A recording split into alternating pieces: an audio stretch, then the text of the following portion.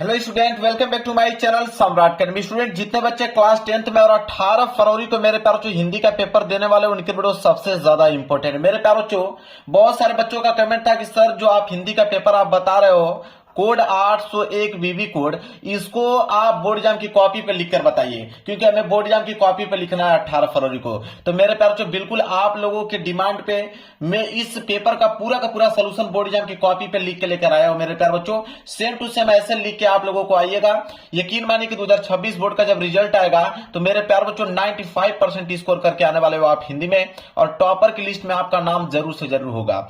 और यह पेपर है 70 नंबर का, और इस पेपर को हल करने के लिए 3 घंटे 15 मिनट का समय दिया गया है। और निर्देश की अगर हम बात करें तो निर्देश में बहुत बार पढ़ के अच्छे तरीके से बता चुका हूं, बार बार पढ़ने की कोई आवश्यकता नहीं है। मुझे इस पेपर का सलूशन इस बोर्ड एग्जाम की कॉपी पे करना है ताकि आप अच्छे से समझ पाओ कि कैसे आप 18 फरवरी को लिखोगे। मेरे प्यारे बच्चों, आपको देखिए 18 फरवरी को आपको सेम ऐसा बोर्ड एग्जाम की कॉपी देखने को मिलेगा, लेकिन वहां पे एक अंतर रहेगा। यह कॉपी मेरे प्यारे बच्चों इस तरह है, तो उसमें कॉपी आप लोगों का नई कॉपी इस तरह घूम के आएगी। पूरा का पूरा सेम चीज लिखा रहेगा, कोई भी बदलाव नहीं होगा।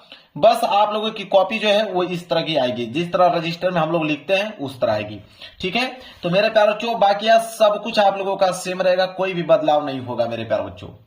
देखिए मेरे प्यारे बच्चों, सबसे पहला जो काम करना है मेरे प्यारे बच्चों, वो जब पेपर है आपका, जैसे ये पेपर है तो पेपर में अनुक्रमांक दिया है ना, तो एडमिट कार्ड पर से देखकर अनुक्रमांक सही सही यहाँ पे अंकों में लिख देना है, और यहाँ पे नीचे अपना नाम लिख लीजिएगा। इसके बाद देखिए यहाँ पे ये बोर्ड एग्जाम का फ्रंट पेज है मेरे प्यारे बच्चों, बोर्ड एग्जाम की कॉपी का फ्रंट पेज है मेरे प्यारे बच्चों।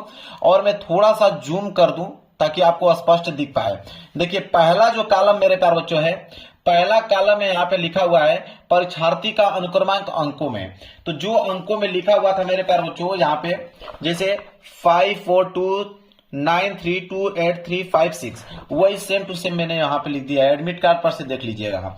फिर बोला है परीक्षार्थी का अनुक्रमांक शब्दों में, मतलब इसी को शब्दों में लिखना है। जैसे 5 है तो 5, फिर कामा हमने लगाया, 4 है तो 4, फिर कामा हमने लगाया 2, इसी तरह पूरा कहां तक 6 तक यहाँ पे दिया है, पूरा हमने नोट कर लिया। तीसरा है कि विषय एवं प्रश्न पत्र, तो विषय में तो आप हिंदी डालोगे, प्रश्न पत्र में आप केवल डालोगे, क्योंकि हिंदी का एक ही पेपर होगा आपका, तो आप केवल डालोगे। इसके बाद है संकेतांक, कि प्रश्न पत्र पर अंकित संकेतांक। संकेतांक का मतलब होता है पेपर कोड। जैसे 801 बीबी कोड है तो यहाँ पे डालोगे 801 बीबी कोड मेरे प्यारे बच्चों। क्लियर है। परीक्षा का दिन तो 18 फरवरी को बुधवार है तो आप बुधवार डालोगे। परीक्षा की तिथि एवं पाली, तो परीक्षा की तिथि में आप डालोगे 18 तारीख 2 का महीना 2026, और पाली में मेरे प्यारों यहाँ पे डालोगे प्रथम पाली, क्योंकि आप क्लास 10th में हैं और आपका पेपर मेरे प्यारों सुबह होगा, आपका पेपर सुबह होगा, इसलिए आप क्या डालेंगे, प्रथम पाली डालेंगे। और केंद्र का नाम, केंद्र का नाम मतलब जिस विद्यालय में बैठ के आप पेपर दे रहे हो, जहां पे आप लोगों का सेंटर गया हुआ है, उसका नाम लिखना है। तो मैंने यहाँ पे अपने चैनल का नाम लिख रखा है। बस इतना ही पॉइंट आप लोगों को मेरे प्यारे बच्चों भरना है। इसके बाद यहां से पहली पेज की यहाँ पे क्या हो जाएगा, शुरुआत हो जाएगा मेरे प्यारे बच्चों। देखिए मेरे पास जो सबसे पहले आएगा आप लोगों का खंड अ, जिसमें ऑब्जेक्टिव प्रश्न रहेगा, इनका उत्तर OMR शीट पे करना होगा। तो मेरे पास इस पेपर का मैं सलूशन ऑलरेडी बना चुका हूं, बस इसको मैं बोर्ड एग्जाम की कॉपी पे लिख के लेकर आया हूं। प्लेलिस्ट में जाकर इसका पूरा का पूरा सलूशन देख लो। मेन चीज है इसका कि बोर्ड एग्जाम की कॉपी पे कैसे लिखे। तो बोर्ड एग्जाम की कॉपी पे मेरे प्यारे बच्चों यहां से आप लिखना प्रारंभ करोगे खंड ब, क्योंकि खंड अ में तो 20 ऑब्जेक्टिव प्रश्न है जिसका उत्तर आपको OMR शीट पे देना है।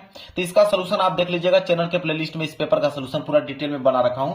बस मेन चीज है इसमें मैंने कॉपी पे लिख के दिखाया है। अब यहाँ पे जैसे वर्णनात्मक प्रश्न दिया हुआ है, खंड ब वर्णनात्मक प्रश्न है। सबसे पहला जो काम करना है मेरे प्यारे बच्चों, देखिए सबसे पहले आप डबल लाइन का यहाँ पे हंसिया खींचेंगे। हंसिया खींचने के बाद आप यहां पे डालेंगे पहली हेडिंग खंड ब, यहां पे डालेंगे वर्णनात्मक प्रश्न। ठीक है, खंड ब वर्णनात्मक प्रश्न आपने डाला, ये आपकी मेन हेडिंग होनी चाहिए शुरू की। इसके बाद मेरे प्यारों जो यहां बोला है प्रश्न उत्तर संख्या 21, बोला है प्रश्न उत्तर संख्या 21, बोला है कि निम्नलिखित में से किसी एक गद्यांश पर आधारित सभी प्रश्नों के उत्तर आप लोगों को देना है। अब इसमें बोला है कि गद्यांश है, एक क वाला है, कह रहा है कि क वाला अगर नहीं कर पाओगे तो अथवा करके पीछे आप लोगों का दिया हुआ है ख वाला। ठीक है, मैं दिखा देता हूं यहाँ पे। ठीक है, क वाला नहीं कर पाओगे तो यहां से पीछे दिया हुआ है ख वाला। तो क और ख दोनों में से कोई एक ही आप लोगों को करना है। अगर मेरे प्यारो बच्चों अगर आप क वाला करना चाहते हैं, 21 का क वाला करना चाहते हैं तो आपको हेडिंग डालना पड़ेगा। तो एक लाइन का गैप छोड़ के आप डालेंगे प्रश्न उत्तर संख्या 21 का क, ठीक है। इसके बाद मेरे प्यारो बच्चों यहाँ पे डालेंगे संकेत। संकेत के नीचे यहाँ पे आप लोगों को स्केल की सहायता से अंडरलाइनिंग कर देना है। संकेत का मतलब यह होता है कि जैसे यहाँ लिखा है बहुत से लोग, शुरू के कुछ लाइन आप लिख लीजिए और डॉट डॉट डॉट करते जाइए, लास्ट की लाइन जो है यहाँ पे अच्छी बात नहीं, इसको लिख लीजिए।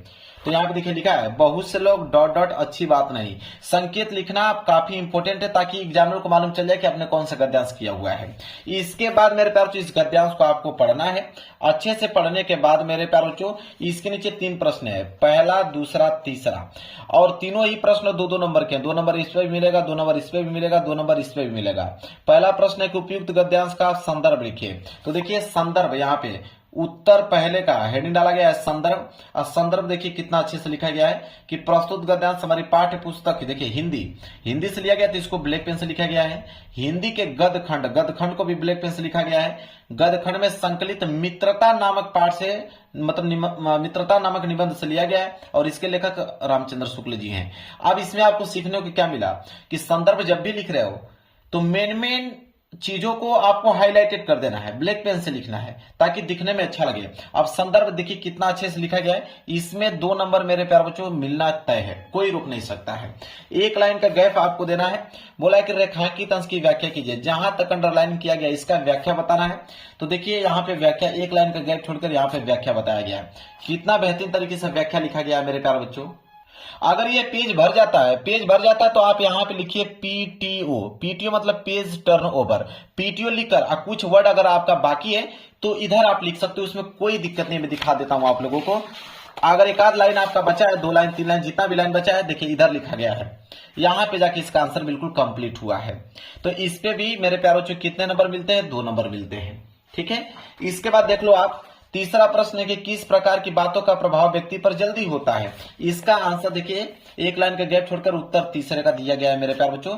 2 नंबर यहाँ पे मिलता है। टोटल कितने नंबर मिल गए? 6 नंबर मिल गए। अब मेरे प्यारे बच्चों प्रश्न उत्तर जो है आपका 21 समाप्त हो गया। अब हम प्रश्न 22 की तरफ बढ़ेंगे, ठीक है। प्रश्न संख्या 22 है कि निम्नलिखित में से किसी एक पद्यांश पर आधारित सभी प्रश्नों के उत्तर दीजिए। अभी हमने गद्यांश देखा था, अब ये आ गया पद्यांश। पद्यांश भी सेम 6 नंबर के लिए ही है। इसमें भी आपका क वाला दिया गया है। कह रहा है क वाला नहीं कर पाओगे तो अथवा करके पीछे आपका ख वाला दिया गया है। दोनों में से कोई एक ही करना है। चलिए देखते हैं कौन सा किया गया है।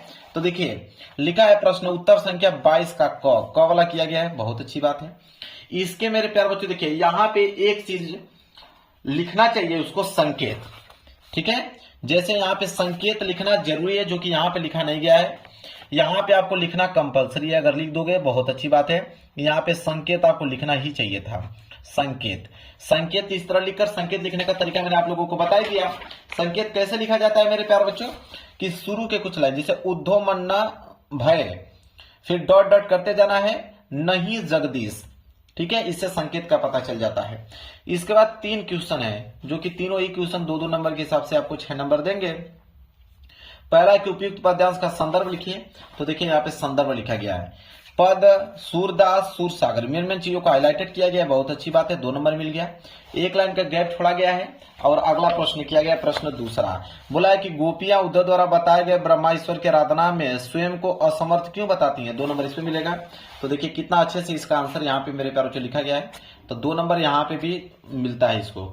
इसके बाद हम आगे आएंगे इस वाले पेज पे, और इस वाले पेज पे आने पे प्रश्न तीसरा करेंगे। इसमें तीसरा है कि रेखांकित अंश की व्याख्या कीजिए।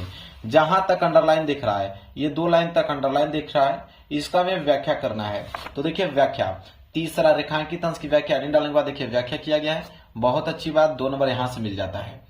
अब मेरे प्यारों बच्चों आगे बढ़ते हैं।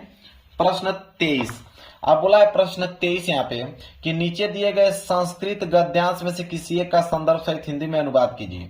अब संस्कृत का गद्यांश है 5 नंबर के लिए, 2 नंबर संदर्भ पे मिलता है, 3 नंबर हिंदी अनुवाद पे मिलता है। इसमें भी एक क वाला दिया गया है। कह रहा है कि क वाला नहीं कर पाओगे तो अथवा करके पीछे आपका ख वाला दिया गया, मैं दिखाता हूं आप लोगों को। अगर क वाला नहीं कर पाओगे तो अथवा करके ख वाला, इसको आप कर सकते हो। देखिए लिखा ना यहाँ तक, ख वाला कर सकते हो। तो देखिए कौन सा किया गया है। प्रश्न उत्तर संख्या 23 का ख किया गया, बहुत अच्छी बात है। संकेत लिखा गया है, बहुत अच्छी बात है, संकेत लिखा गया है।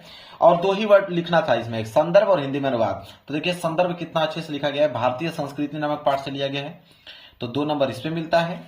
और इसका हिंदी अनुवाद की अगर हम बात करें तो इस साइड हिंदी अनुवाद लिखा गया है, देखिए हिंदी अनुवाद, और हिंदी अनुवाद बहुत अच्छे से लिखा गया। इस पे कितना नंबर मिलेगा, इस पे आपको मिलते हैं 3 नंबर। क्लियर है, कोई दिक्कत नहीं होना चाहिए। प्रश्न 24, प्रश्न 24 है कि नीचे दिए गए संस्कृत पद्यांश में से किसी एक का संदर्भ सहित हिंदी में अनुवाद कीजिए। कितना नंबर, 5 नंबर। अभी हमने संस्कृत का गद्यांश देखा था, ये पद्यांश है। इसमें भी देखिए या तो ऊपर वाला कीजिए या तो नहीं कर पाते हैं तो अथवा करके नीचे दिया वाला, दोनों में से कोई एक ही आपको करना है। देखते हैं कौन सा किया गया है।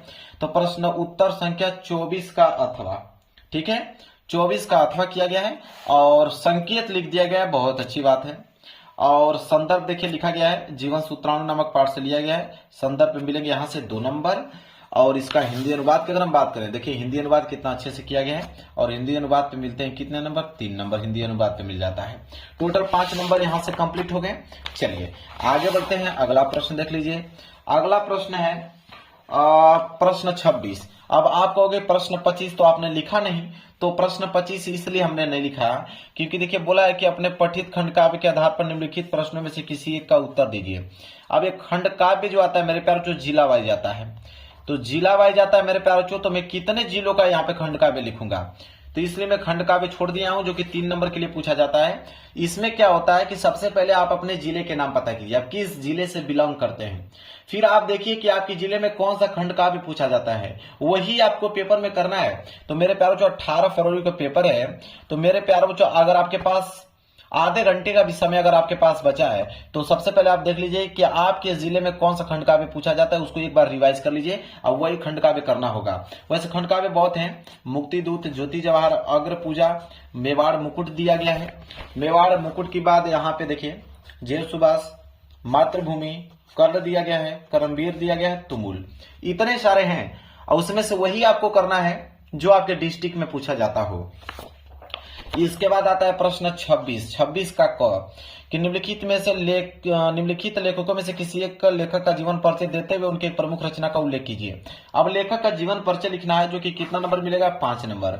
तो 2 नंबर तो मिलता है रचनाएं पर, 2 नंबर किसमें मिलता है, रचनाएं पर, और 3 नंबर मिलता है जीवन परिचय पे। आपके पास ऑप्शन है 4, जयशंकर प्रसाद, भगवत शरण उपाध्याय जी, रामधारी सिंह दिनकर, जयप्रकाश भारती। इन चारों में से किसी एक पर ही आप लोगों को जीवन परिचय लिखना है। देखिए लिखा है प्रश्न उत्तर संख्या 26 का क, हेडिंग अच्छे से डाला गया है। जयशंकर प्रसाद का किया गया है, पहला जयशंकर प्रसाद। यहाँ पे देखिए संक्षिप्त परिचय में लिखा गया है जैसे नाम, जन्म स्थान, पिता का नाम, माता का नाम, मृत्यु, रचना। बहुत अच्छी बात है, संक्षिप्त परिचय लिखा गया है। इसके बाद यहाँ पे देखिए जीवन परिचय नहीं डाल के इसको अच्छे से विवरण पूरा लिखा गया है।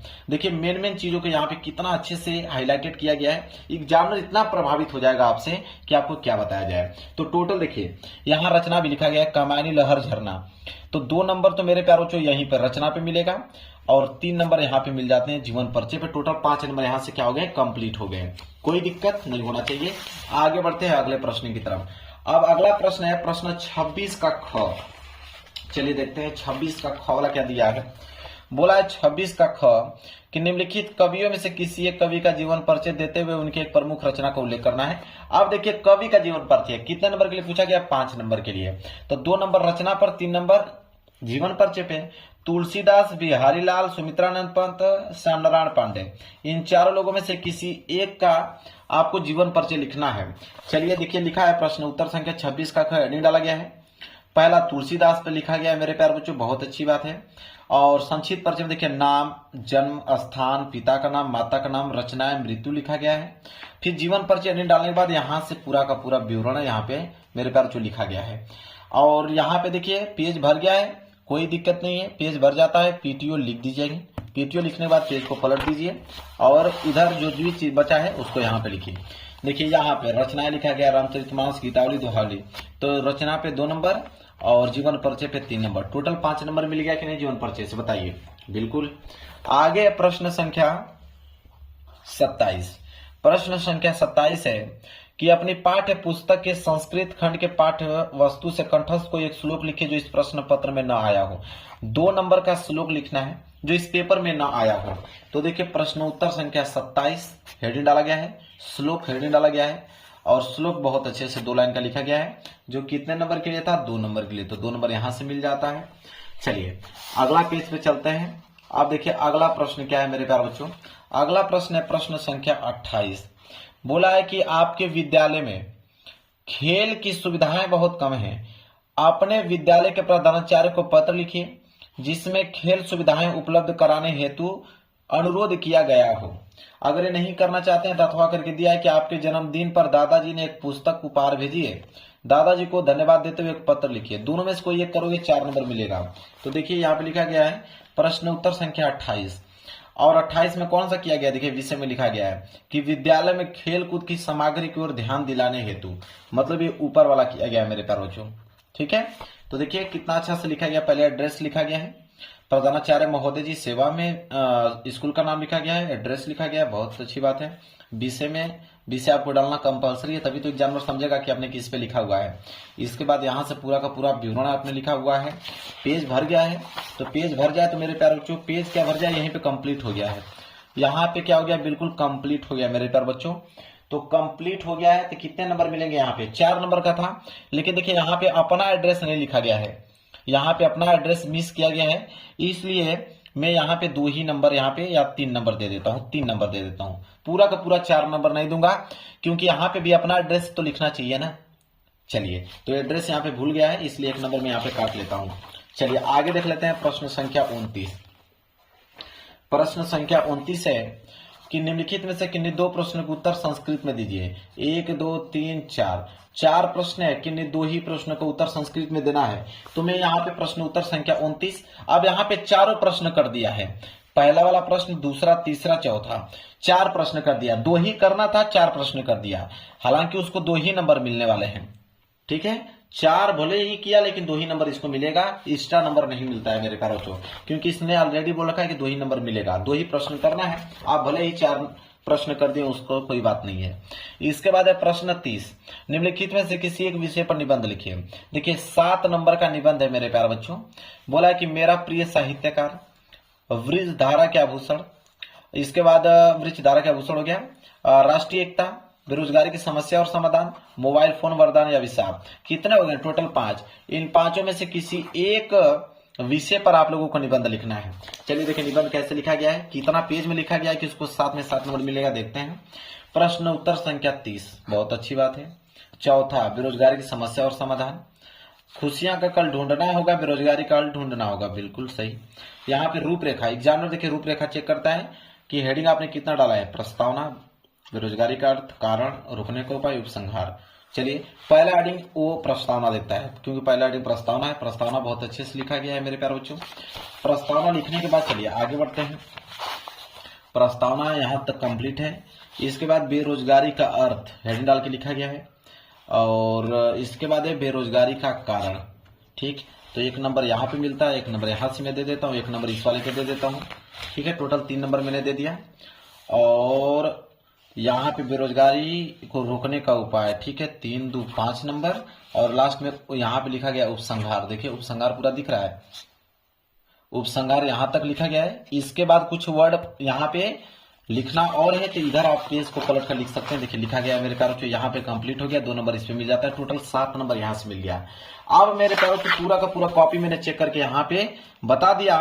टोटल नंबर के अगर हम जोड़ें तो बस 1 नंबर वहां से कम हुआ था, मतलब कि 99 नंबर मिल गया 100 में मेरे प्यारों को, आप देख सकते हैं। और यहाँ पे मेरे प्यारों को फर्स्ट डिवीजन से ये जो है मेरे प्यारों को पास हो गया। तो इस तरह कॉपी अगर आप मेरे प्यारे बच्चों 18 फरवरी को आप लिखते हैं, यकीन मानिए कि आपका भी स्कोर 99% ही रहने वाला है मेरे प्यारे बच्चों। वीडियो पसंद आए तो लाइक कर देना, चैनल पर नए हो तो चैनल को जरूर सब्सक्राइब कर लेना। मिलेंगे एक प्यारे से नेक्स्ट वीडियो में, तब तक के लिए धन्यवाद।